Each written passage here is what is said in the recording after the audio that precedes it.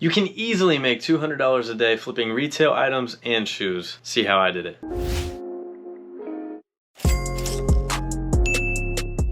Yesterday I made some sales and I had a package touchdown. I bought some shoes that I'm gonna flip and I sold some retail items overnight. I'm gonna go over a few of those retail items with you and do an unboxing of the shoes that I bought. You're gonna see how much money I made, how much I plan to make on the shoes that I got, and we'll do a little bit of show and tell with the sneakers. I love filming content like this. I can show you guys how I'm making money on the side, which of my hustles are working for me at a specific time, and share sneakers with you because after all, the channel is all about sneakers. So first, let's hop into this unboxing. I've got a couple boxes of shoes here. It should be 3 pairs, I believe. Shout out to James for being the plug. James oops me the best deals. I have a really hard time telling him no whenever he comes to me with pairs to sell. He makes a little bit of money, I make a little bit of money, and in the end, both of us are happy. Before we dig in, I've got $705 wrapped up in this. That's the total. Shipped, everything. Let's see what we got in the first box. Size 9 pair of Paulins. If you guys watched my Retro One King video, you saw a pair of these that I already have in my collection, obviously. But this pair happens to be my personal size. These are super clean, good quality. They've got that black and yellow color blocking, come locked and loaded with the yellow laces, white and black replacements. Value on these right now is right around 200 bucks. It's not very good for a pair of ones. Retail on these is 170, so there's not a lot of room there to make money if you got them for retail, but these have not had much time to mature. I think if you hold these long term, you're gonna be happy about the value in the end. Next up, we got a pair of 350s, my favorite Yeezy. These are blue tints, size 9.5.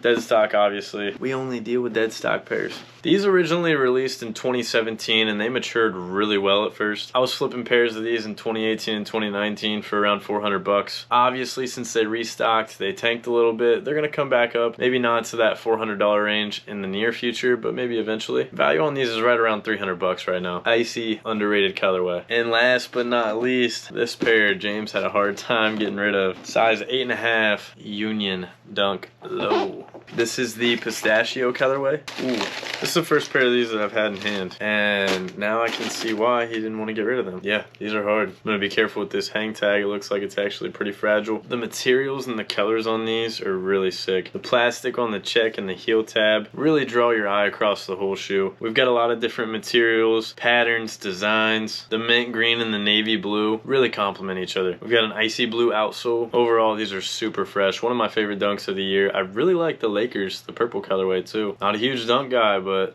they're growing on me. I value these around 375 bucks, but these also have the potential to go up. It's a fairly new release. They haven't had a ton of time to mature. Wait till everybody on DS's these, and they're gonna be highly sought after. Dope collab. While I'm getting everything packaged up, let's do another giveaway. All you have to do for this giveaway, drop a comment below. Tell me what sneaker you have sold for the most money. Doesn't matter how much profit, I just wanna know what your highest sale ever was. Of course, you have to have Venmo to win. I'm gonna Venmo the winner $10. I'm gonna select one comment randomly. I will drop that live in my next video. Select the winner, watch all the way through to see if you won. Back to the video. Solid 3 pairs of DS sneakers right there. If you total the value of the 3 pairs that I just showed you, you get about $875 for the lot. Being all in for $705, I could take home a slick $170 profit right now if I decided to quick flip those pairs. Obviously, I plan on holding. I told you I see hold potential in each and every one of those pairs, so why not let them sit on ice and make more money in the long run? I have other pairs in my inventory that I can move now that have matured, so it doesn't hurt me at all whatsoever to wait and let those pairs value rise. Now, let's get into the retail items that I sold on eBay last night. First up, these have been hot. I've sold like 3 pairs in the past week. We got some Kansas City Chiefs socks. These are 47 brand licensed NFL socks. I paid $4 a pair for these at TJ Maxx or Marshall's. I priced them at $14.99 and they sold. After shipping and fees, I clear $6 a pair on these. Not huge profits, but if you're moving these every week, those $6 bills add up. Next, we have an adjustable Russell brand Lake Erie Storm hat. I copped this knowing that it was going to stay in my home state, so I knew shipping wasn't going to be very expensive for this. I bought a lot of these small school hats at the same time at the same TJ Maxx. I paid $2 a hat for these. I probably bought like 100 hats this day. It's slow moving inventory, but it's steady selling inventory. My eBay store is not very big and I still sell several hats a month. Holding inventory like this gives you the opportunity to have very consistent sales. I sold this for $15.99 and I cleared $9 in profit after shipping and fees. Pretty good margin for a $2 investment. One of my last retail items that I'm going to show you guys is this